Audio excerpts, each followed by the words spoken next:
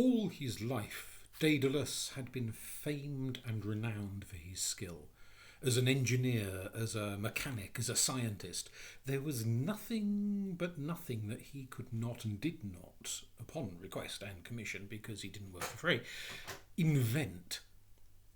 And so, by the time he was a young man, he had been heaped not only with gold and with silver and wealth in various guises by his patrons who wanted to commission him to make this thing or that thing, but he had been heaped even more heavily with praise.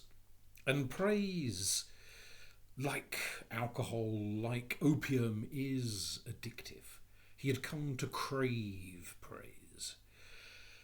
And again, like so many people who live in the limelight, famed and renowned for their skill as an actor or a singer or a playwright or an inventor, the thought that some other person might move into the limelight, might rival their command of the stage, proved too much for Daedalus, as it does for so many other people who live in the glare of praise and the vanity that comes with it.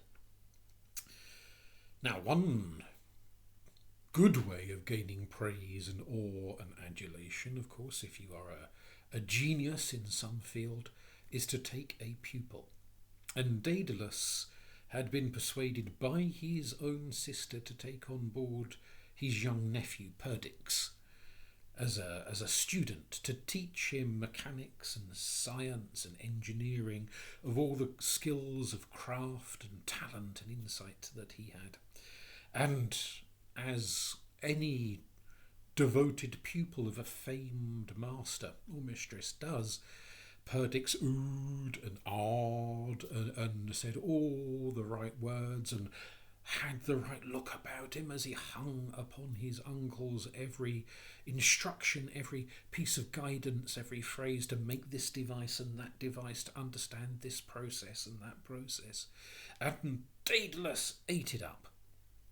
All of that devotion and attention, that puppy-like commitment to sitting there with a look of awe and amazement upon Perdix's face, that was as bread and butter to Daedalus. Until, that is, Perdix began to do what all pupils are meant to do, in fairness, which is outstrip the master. He learnt. That's what pupils are there for. They are there to learn, and he learned everything. He learned it at a rate of knots, and soon his genius with mechanics, with engineering, with science, began to outshine that of dear old Uncle Daedalus. And this, the vanity, the pride, the addiction to praise that Daedalus had, could not countenance. And that seed of envy, of jealousy, of resentment began to grow and grow and grow within the breast of Daedalus. Instead of taking pride and satisfaction in the accomplishments of his student, he began to snipe and pick and dream up petty little criticisms to make, to try and deflate the boy's sense of accomplishment, none of which worked. For whilst the boy did look deflated, did look upset when he was criticised, he would simply apply himself more assiduously the next day, and come up with an even better invention, things that Daedalus himself had never dreamt of inventing. This boy came up with compasses for creating circles, a saw for cutting wood, all manner of devices and contraptions Perdix dreamt up. And there was one particular day in which Daedalus had promised to explain to Perdix His theories, still a theory only at this stage, but a theory nonetheless, and a theory is worth knowing. His theories of flight. And young Perdix had pointed to various birds and bats and flying creatures and said, why don't we study these? Why don't we study those? And Uncle Daedalus has said, yes. We will look at all of those in time, for they each have a different style of flying, a different procedure for stretching their wings and taking to the air in various different ways.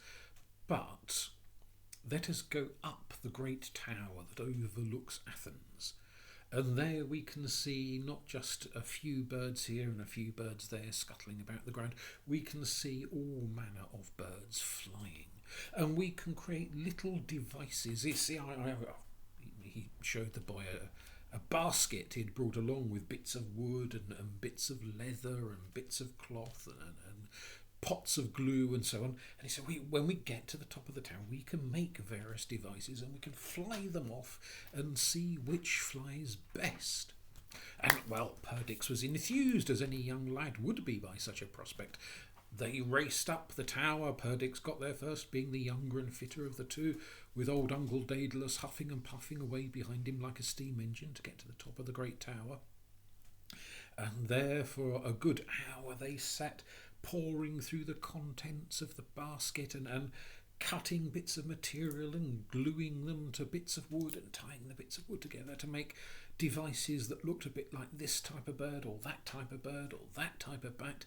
And they would take turns chucking them off the tower and seeing how well they flew, and some just crashed to the earth and some managed to make it a few yards before going on a downward trajectory.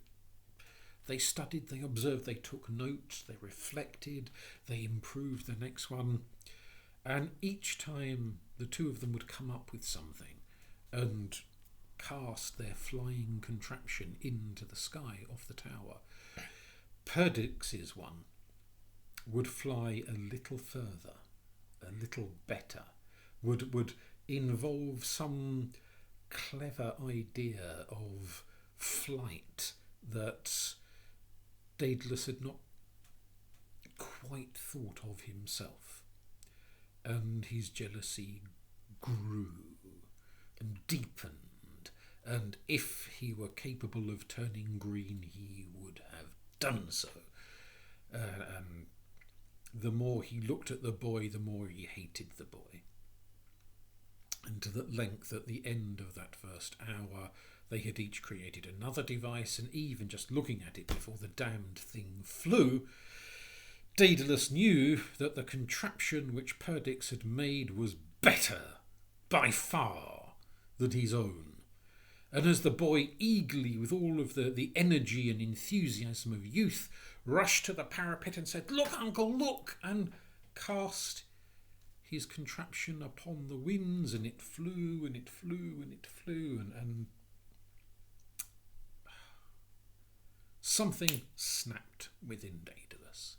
Some hate, some resentment, some invidia, as the Romans will call it, that despises so much and resents so much what others have, that they must be deprived of it. And Daedalus rushed and shoved Perdix in a fit of fury, in a fit of rage, and Perdix, screaming, fell and fell and fell and fell towards the earth.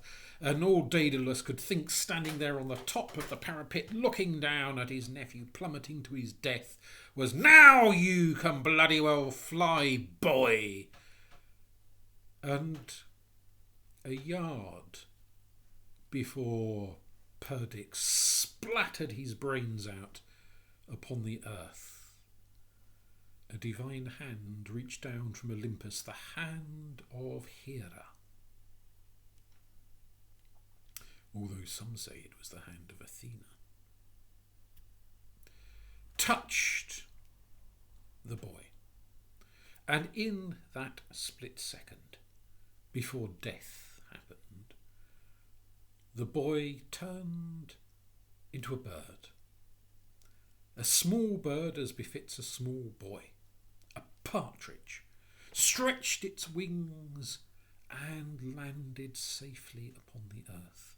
Even in that moment, Perdix had managed to fly better than anything that Daedalus had built upon the top of the tower. And whilst he might, or at least a more temperate person might, have been relieved to see their own kin survive such a terrible, seemingly fatal plummet to death, all Daedalus could do was roar and rage upon the top of the tower. Now the goddess, who had touched the boy and turned him into a bird, having made him so, could not unmake what she had done. What is done is done. And so Perdix never again became human, never again became a boy, but as he grew to birdly maturity, he became the father of the entire race of partridges that fill the earth these days.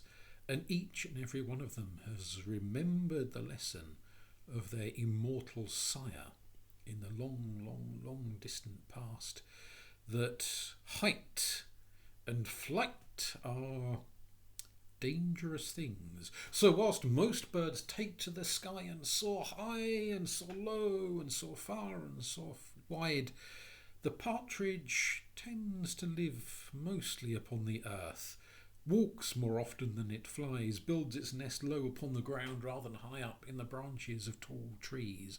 And when it flies but short hops, short distances, usually to escape danger. But still, even in birdly form, Perdix and all of his descendants have a mind for thinking of mechanical things, and if only humans could understand the language of the partridge, they might share in the insights and the genius that the little bird has to this very day. And as for Daedalus, if you're wondering, well, for the crime of trying to murder his own nephew, he was banished from the land of Athens and sent packing to the island of Crete. And what happened to him there?